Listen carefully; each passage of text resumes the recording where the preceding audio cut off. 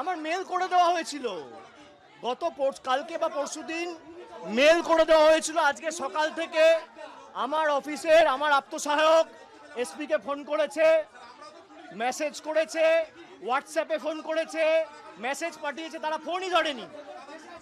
সাক্ষী রাখার জন্য আমি হোয়াটসঅ্যাপে মেসেজ পাঠিয়ে তার স্ক্রিনশট রেখে দিয়েছি, পরে যাতে বলতে না পারে আমাদের জানায়নি। আর আপনারা খবর করছেন প্রায় 1 ঘন্টা ধরে, এখনো পর্যন্ত কোনো পুলিশের দেখা নেই।